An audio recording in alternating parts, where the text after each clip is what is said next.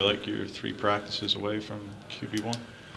Yeah, we're getting closer. I mean, it still goes back to decision making and again just operating the offense and understanding like it's not a basic offense by any means. We're going to be multiple. We're going to put a lot on that guy just to make decisions and get us in the right looks on runs and throws and stuff. So getting closer. We're getting closer for sure. In terms of some other position battles, do you feel like you know who RB3 and tight end 3 are right now? Yeah, I mean, we're doing a really good job, Coach Marks and Coach Walsey, just rotating those guys. But as we kind of go, like those scrimmages, I mean, it's kind of like a grading scale where the practices are kind of the quizzes, but the scrimmages are like the big tests. Those ones will always weigh a little more. So that scrimmage too is going to be kind of a good kind of culmination of camp to see how far we've gone at all these spots. But yeah, running back 3 has been a good mix of obviously all those guys, but Reichel's doing well, Glass is doing awesome, and then the tight end room is great. It's just they're so deep, so we're going to have to get them on the field as many different ways and 12 personnel and shoot even 13 if we got to. So AJ Newberry pops up on the Doak watch list this morning. You know, what's it been like working with that guy? What's he really bring to the table? Yeah, he's just different. So he's about the most unique skill set guy we've had at that position in a while.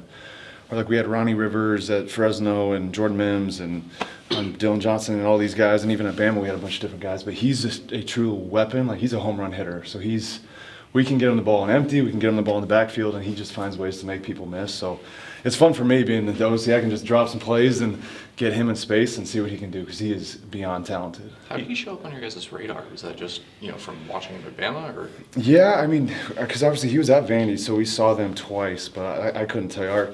Our scouting department does a phenomenal job. And once those guys get in the portal, they turn over every rock and pebble in the country to kind of get information on those guys. So yeah, our scouting department, I'm sure, was all over it. So he had talked in the spring about, I mean, every running back talks about improving pass pro, but like you talk about a home run hitter, and when you have that ability, also having pass pro, particularly being a third down back, pretty critical. Oh yeah, so you have to. Where is he in that? Yeah, you have to.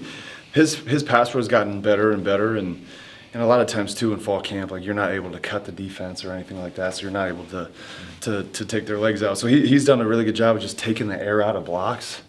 I talk a lot about just any time in pass pro, you want to meet that guy at the hole and not sit there at the quarterback's feet and let that thing come to you. So he's done a really good job with that. And Coach Marks does a great job of drilling it, and they'll do one-on-ones with the linebackers, and yeah, they do a great job.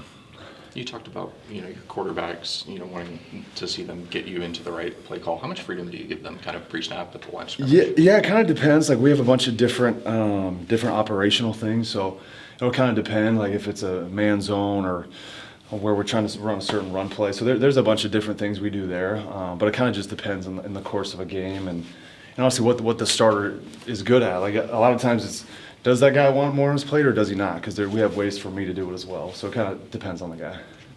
You mentioned, the scrimmages kind of being the big tests, Yeah. exams.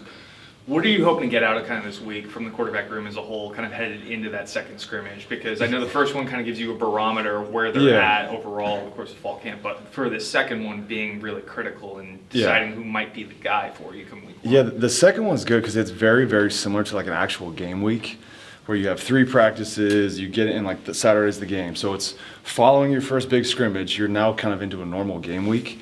So the big thing for me with that second scrimmage is like that's more telling of like actual football, where the highs of that first week of camp are kind of gone, and you're in the dog days of camp, and it's really a season element of Monday, Tuesday, Wednesday. What's your practice like? Then what is it like on game day? So that one's very, very telling, and I can't wait to see what they do on Saturday.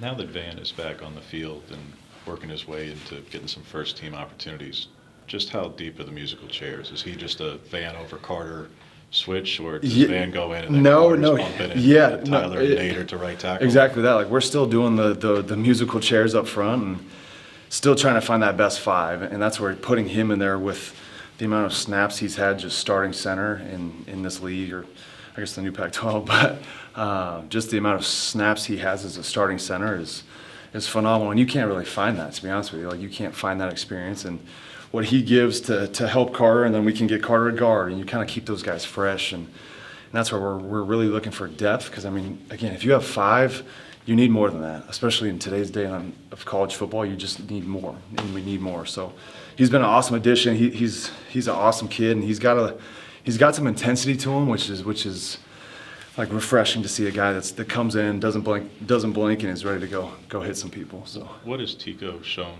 from the guy that you saw on film? Yep. Yes, playing it at Bethune, but gaining 40 pounds. yeah, that was the biggest thing. Is like he's always kind of had the mentality that he can do it, but now he's got the weight to back it up. But he's one of the best communicators we have. Like every pressure, he calls that out. He's phenomenal in his communication, and he's phenomenal in his effort. Like he just plays hard, and that's a lot of when you put it at offensive line. It's just how hard can you play? Can you play to the whistle? And he does. And he's got a little bit of a killer mentality to him, which I love. And yeah, he's just gotten better and better since he's stepped foot on campus. He's just gotten better, which has been phenomenal to see. Bubba's going to be out here in a little bit to talk with us. That is an awfully crowded room. It is. What's the decision-making process there, and how many guys realistically can see time? Yeah, and that's what the beauty of the system is. We can get a lot of guys on the field, but knowing Bubba obviously for the last 2 years and just knowing what a great human being he is, number one, but then just how he works. Like he works. He's physical. Like when you think of a receiver, you don't really think of a guy that's going to go stick a Will linebacker or a Mike, and he does. Like he plays. He does not play like a slot receiver or an outside receiver. Like he plays like a football player, and that's the coolest thing for me is you just get to coach football players that want to go hit somebody and physical, and he attacks the football. And I mean he's got what a lot of us we wish we had. He's fast, so he's got speed, which I mean you can't coach speed. So he's that, and he's just really coachable. I mean since he's been here, and obviously with Coach Shep and knowing his relationship with him, and obviously me being around him is he's just a good teammate. He wants to be around the guys, and he's beyond coachable, which is great.